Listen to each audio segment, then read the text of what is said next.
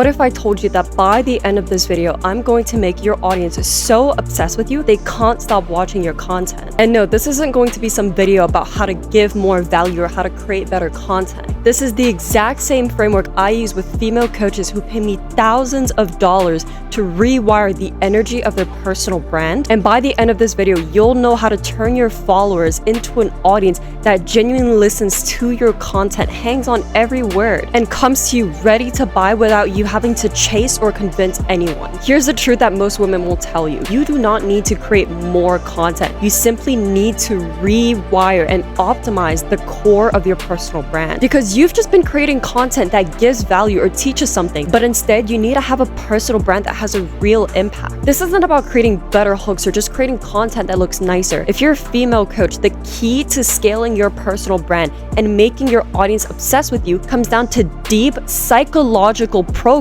that makes people feel like they're on a journey with you and need to be a part of your world. And when that happens, selling becomes effortless because your audience is already convinced that you're the only choice. So before we get into the actual framework, there are two things I need from you. First, put your phone on do not disturb and actually focus, because this is only going to work if you truly take it in. And second, keep a note open because you're going to want to write down the 3 shifts that I'm going to share with you in this video. But without further ado, let's get started. Most female coaches are posting content that goes into the void because they're building a value brand and not a personal brand.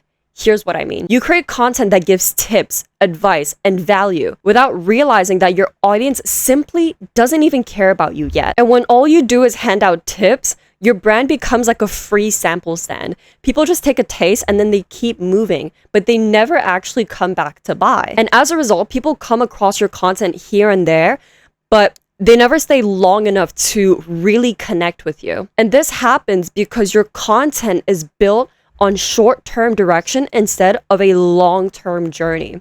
When you create content that is based on short-term direction, every post is one-off, right? There's a beginning and an end to it. Content like that gives people no reason to actually stay invested in you. But when your content is built on a long-term story, you give them something to keep discovering. So the key to a brand that truly keeps your audience watching is by building a plot, a storyline, and a continuous journey. Your personal brand needs to be like a movie where you're the main character, guiding your audience on a journey with layers to uncover and guiding them on a journey that keeps them engaged, waiting, and anticipated for what happens next. So to do this, your long-term journey needs to be built on 3 different layers.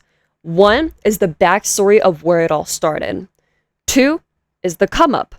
And 3 is the legacy that you're still building. The third one is by far the most important because a brand that brings people on a journey worth following is a brand that is always growing. It's one that keeps gathering lessons, experiences, achievements, and failures.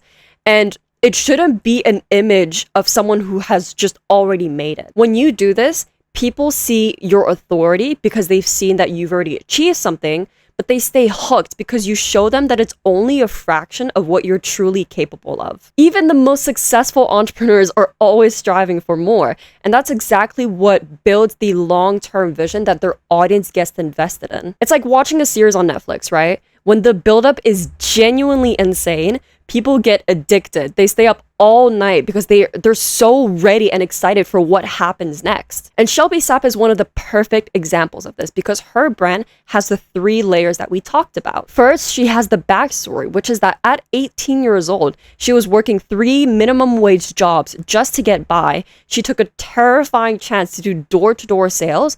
She nearly backed out, but then she made 70 grand her first summer. And then she had the come up because by the age of 22, she became the first female owner of $1 million door-to-door team. Even with that, she felt like she wanted a more remote, flexible life. So she moved into high-ticket closing online and made $27,000 in her first month. And now she's in her 3rd layer, which is the legacy that she's building.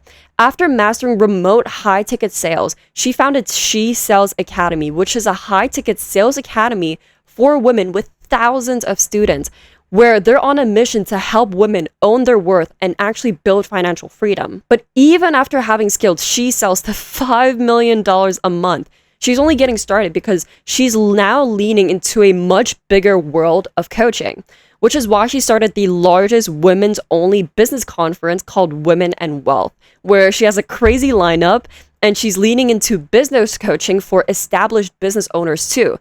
She's starting to lean more into helping business owners and not just the regular 9-to-5 girly. And that's exactly what your personal brand needs to be like. Each phase of your life and what you're building needs to be like a new season that people binge watch. It shouldn't just be based on tips and advice that your audience can get from anybody else, right? It needs to be based on an entire past, a journey of failures and experiences, and a transition between the journey that got you to achieve what you have now and what that's leading you to build more of. That is what makes you different, unique, and so personal that your audience will actually connect with you and want to listen to you because nobody else can copy that from you. Once you have your storyline in place, the second thing that you need to lock in is your unique visual identity, where people can be instantly reminded of you. So here's what I mean.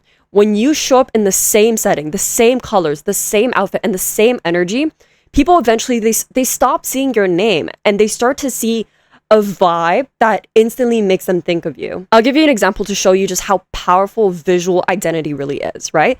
The Vampire Diaries, which is honestly such an incredible series, but I digress. Nina Dobrev plays multiple characters, but the two main ones are Elena and Catherine Pierce. They're doppelgangers, so they have the exact same face and they're played by the exact same actress. For my Vampire Diary girlies, you'll know exactly what I'm talking about because even though they're literally presented as twins, you can never get them confused. They gave Catherine this very different style from Elena to represent their character, right? Because Catherine has this very dark, feminine vibe where she's always dressed in black. She's always wearing heels. She has this very dangerous and mysterious look, right? And it represents her fierce, confident, and almost seductive yet sinful energy. While Elena has a more soft, natural, lighter style that matches her innocent, sweet, and relatable character, right? So these two characters are the same person, but the styling alone tells you everything about who they are before they even say a single word. That's exactly what your visual identity does.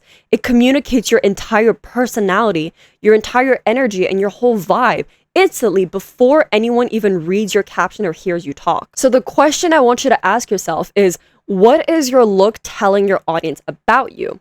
But here's the part that most coaches completely miss, okay? Your visual identity isn't just about looking good. It's strategic and it's about attracting a very specific audience who would actually be obsessed with your world. Let's look at Leila Hormozi. Everything about how she shows up is very clean, calm, and professional because she talks about business strategies, scaling, and leadership.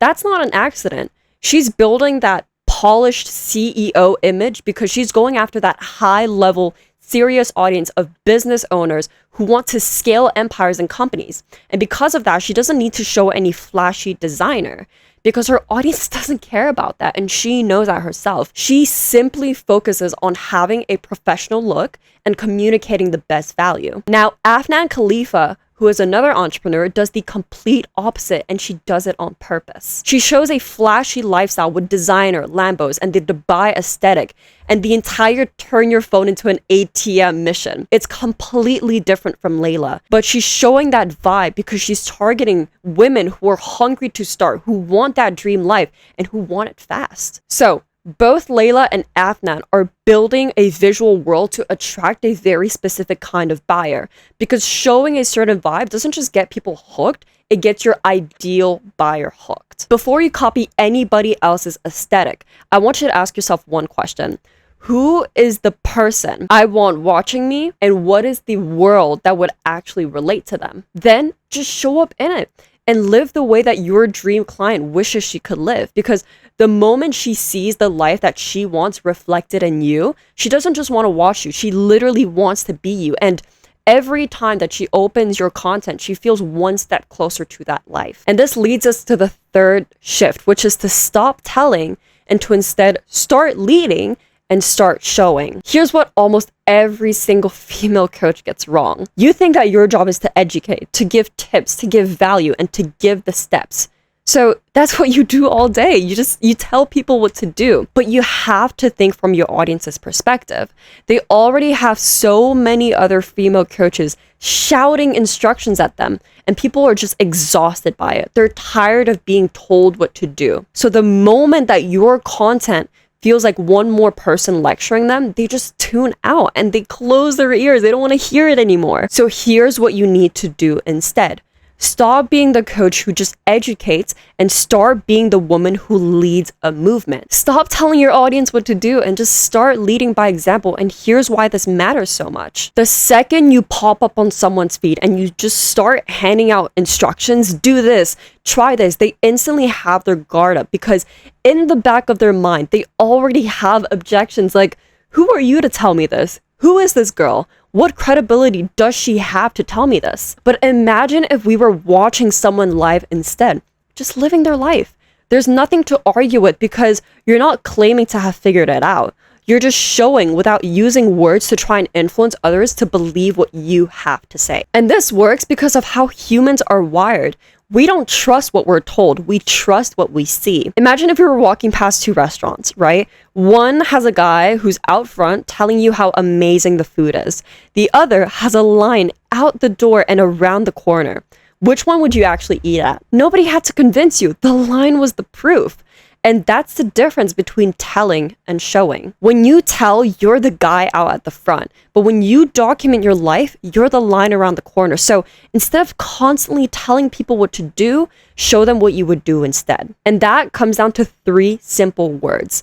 Don't film, document. Don't sit down and perform the perfect lessons for the camera. Just show your real life, the wins, the setbacks, the process, the messy middle, and the way you actually live this thing every day. When you focus on showing instead of telling, you become living proof that the life your audience wants to live is real.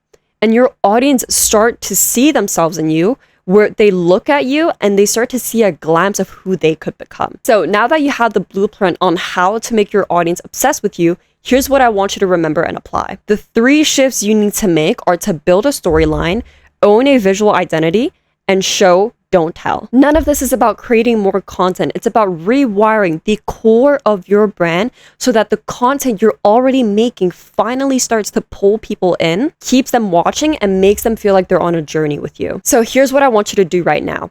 Look at the notes that you've been taking so far. Pick the one shift that hit you the hardest and go apply it to your next post. Your audience doesn't fall in love with a finished brand. They fall in love with watching it being built because when they feel that something is unexpected, it keeps them on the edge. So I hope this video helped you out and gave you a ton of value. And if you want me to look over your brand in more detail and guide you on how to actually scale your personal brand so that you can book more calls and sign more clients, then feel free to book a call with me in the description and I'll help you out. But apart from that, I will see you in the next one.